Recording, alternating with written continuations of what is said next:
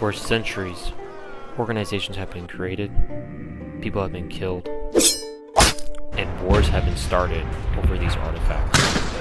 Today I will be showing you an iceberg of all of these artifacts and visiting some of the locations, so please sit back and relax while we head to the first tier of the iceberg, the giants. What even is a giant? Giants, also known as Nephilims, were abominations created by the Watchers, the fallen angels, and humans.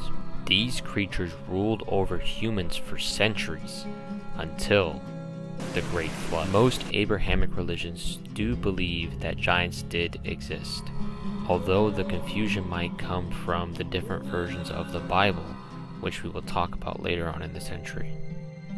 Ark of the Covenant. Our second entry is well known, but not a lot of people know the backstory behind it. After Moses came down from heaven, Moses needed a place to store the 10 Commandments, so God made the Ark of the Covenant for him. The Ark of the Covenant was seen as the physical manifestation of God's power and presence on earth. The Israelites would also march into battle with the Ark, saying that God can release his wrath in the form of fire and blinding light. The Ark of the Covenant was seen as so sacred that even touching it would result in instant death if God thought you were not worthy enough. That being said, transportation sounds like a pain. And though it was, ancient Jews used to use 2 wooden poles inserted through the rings on the side of the ark, and they would also have to put a blanket over the ark to prevent others and themselves from looking at it. 586 BC is when the ark vanished. After the Babylonian Empire conquered the Israelites, the ark was never to be seen again. Flood. As said before in the previous entry, the flood happened, well, because some angels didn't want to listen. This result led to so many deaths that God just decided, fuck it, I'm restarting. And God destroyed all of the Nephilims. That was a result from angels and humans mating with each other. Now, even though this is the Christian and Jewish story, the Quran gives a different depiction. In the Quran, fallen angels don't really exist, except for Haurt and Marut. These angels would try to tempt humans into performing sorcery in Babylon. Of course, God did not like this, so he decided to hang them upside down in a well right outside of Babylon. And I tried finding this well, but of course, I couldn't find the well. Now, giants in the Quran have always existed, but they weren't considered abominations or anything like it is for Jews and Christians. But that didn't mean he didn't kill them. Oh, he did. He even sent them a prophet to even warn them, and the giants still didn't care. They were still terrorizing people. After multiple warnings, God just decided to get rid of them. One of the very sought out artifacts would have to be the Holy Grail. The Holy Grail is a cup that Jesus Christ drank from. Now, some people believe that this cup holds mystical powers such as healing and eternal youth. The whereabouts of this cup is unknown, but it's a very common theory that the Knights Templar has this cup somewhere. Hello! We just completed Tier 1. Now we'll be going off to Tier 2. Tier 2 is usually the stuff that's kind of well known, but not really. For the next entry, we will be going over Tower of Babel location.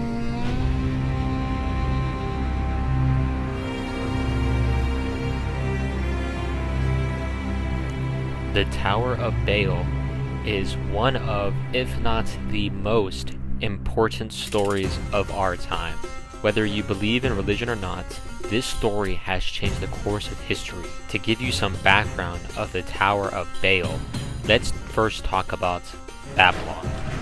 Babylon was an ancient city located on the lower Euphrates River in the southern Mesopotamia. Babylon was one of the very first cities to ever be created. I'm talking the first in politics, culture, science, math. Like, Babylon has influenced our world so greatly that it's so hard to comprehend what would we do without Babylon. With that being said, the people in Babylon were not the greatest. To give you an idea of how evil this city was known to take righteous men and lead them down to a destructive path of their soul. The people also created a tower to reach heaven, and God did not like this, so he struck down the tower and divided the people into different regions and languages. The Tower of Babel is also mentioned in the Torah, the Bible, and the Quran. With all of this said, the Tower of Babel is considered a myth, because that's how bad this place got destroyed. But we do have some ideas where this tower can be. One of the places will be on the outskirts of ancient Babylon. While I was in Babylon, I was able to go into the museum that they had there. And in the museum, they have a replica of what the Tower of Babel might have looked like. They also had artifacts such as the gods that they used to worship, and even the original Babylon Wall. Walking around these ruins of what ancient Babylon used to look like is just so crazy to me. Like, people used to live here. This place looked so huge, and this is just the ruins and what they decided to rebuild of what it used to look like. This place used to be even huger. This is just like a glimpse of what Babylon used to look like. And on top of all of this, the Tower of Babel used to be here. Now, there is no certain evidence where the Tower of Babel used to be around Babylon. We just know it was on the outskirts of Babylon. So I walked around the outskirts of the ancient city, but I wasn't able to walk around the full city as the police kept stopping me and asking me, like, what am I doing? But I hope this gives you a good understanding of where the tower could have been located. But even till today, the tower's location is unknown.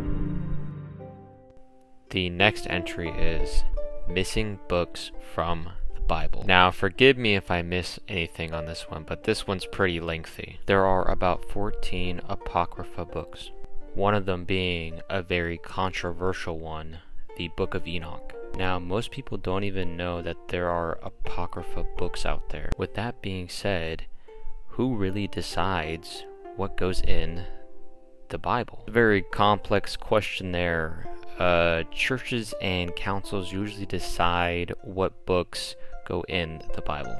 Now, I don't know about you, but that sounds like a lot of power, especially someone who wrote a demonology book as their first book, and then decided to write the most read version of the Bible, even still today. It makes you really question their real intention. Oh, what's that? Now, like I said, this rabbit hole is very lengthy, as you can see, so I will be highlighting the most memorable ones, such as the Book of Enoch. Enoch, the great-grandfather of Noah, is a very unique prophet because he was one of the only prophets who never died. He also talked about the origins of demons, Nephilims, and angels.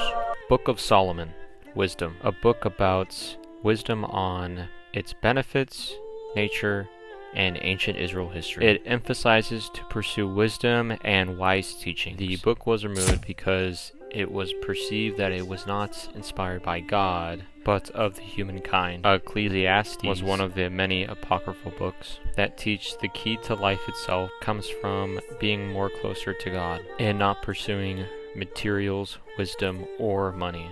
Maccabees was a doctrine of resurrecting the dead and the importance of saints and prayers for the dead to be released from purgatory. The only Christian denomination that still believes in this book is the Catholic Church. Tobit was a blind man that sent his son on a journey with angel Raphael disguised as a human. On their journey, they met a woman named Sarah who was affected by a demon. Raphael intervenes and destroys the demon, allowing Tobit and Sarah to marry. This story was removed because it was seen by the church that this should be an example of faith and should not be considered a religious doctrine. I plan on making this a multiple part series, so like and comment, and don't forget to subscribe.